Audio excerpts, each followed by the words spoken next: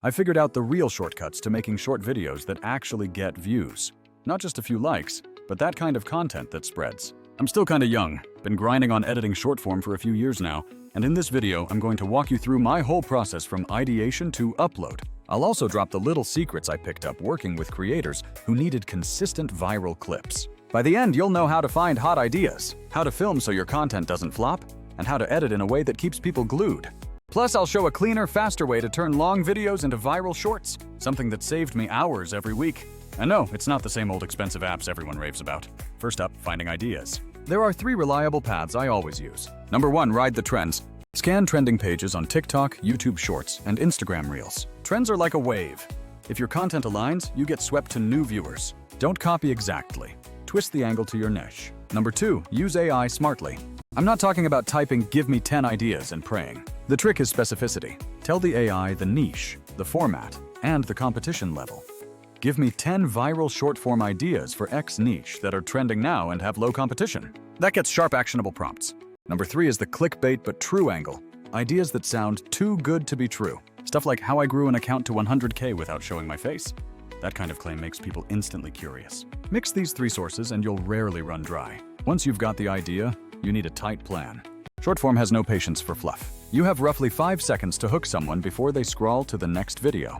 Call that your hook statement. It should be a single bold claim, social proof, or controversy.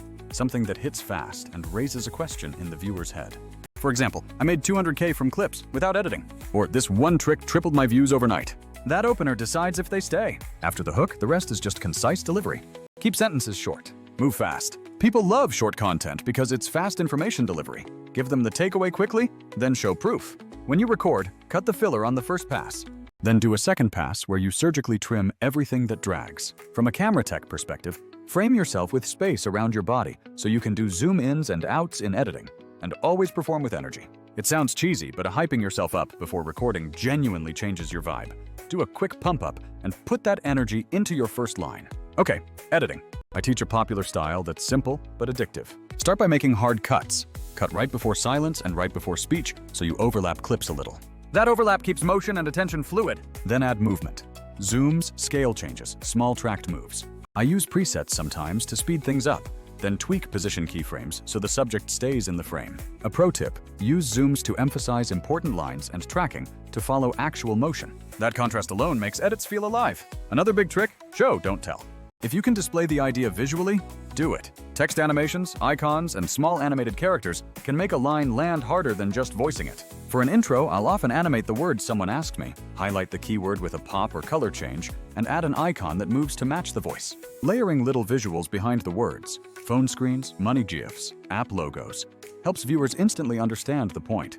A workflow example. Record your hook, then lay your clips into the timeline. Cut tightly. Overlap small moments to keep motion, then add a couple of zoom presets and custom keyframes to track the face. Replace parts where the speaker references money with a quick stock clip of cash. When they mention short-form drop logos of social platforms with tiny bounce animations, these micro illustrations do so much for comprehension. Now sound design, don't sleep on it. Good sound design makes the edit feel premium. Think of every movement as pushing through thick air. Add whooshes to text movements, hits for pops, and subtle risers to build anticipation.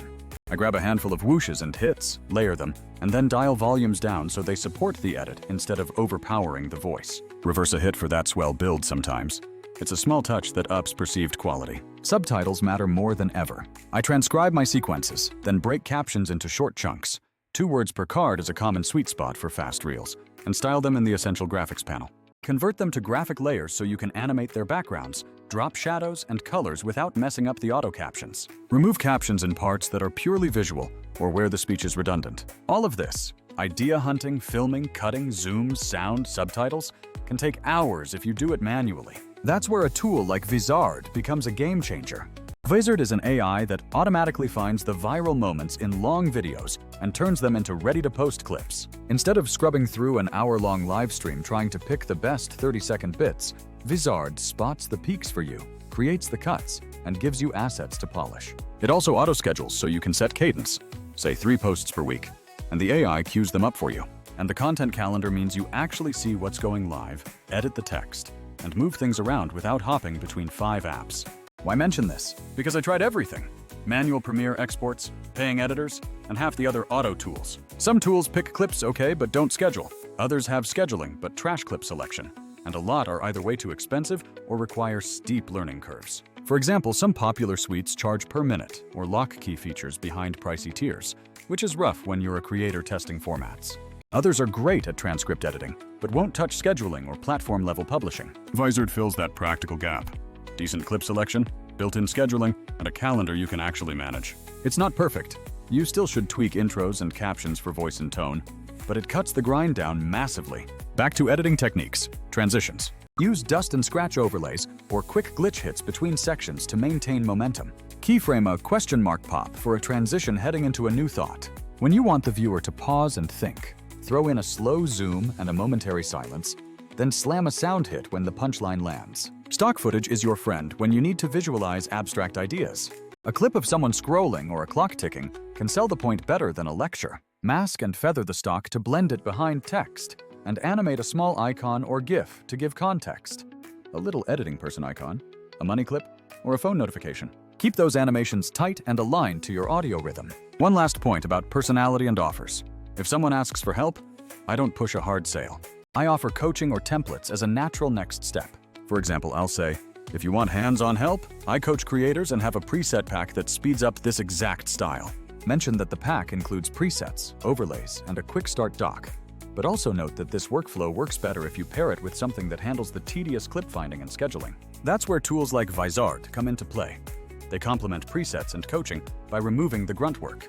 Final recap. Find ideas by chasing trends, prompting AI specifically, and leaning into curiosity-style hooks. Film with tight energy, short sentences, and room for motion. Edit with overlapping cuts, zooms for emphasis, tracking for movement, and visual show-not-tell elements. Layer in thoughtful sound design and crisp subtitles.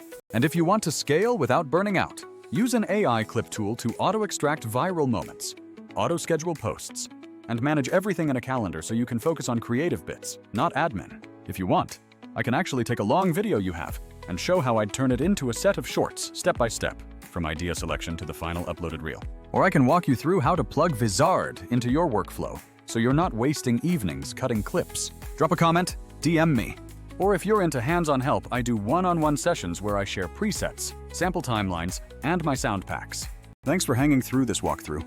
I genuinely think once you apply this combo of creative editing and the right tools, your short-form game will level up fast. See you in the next one.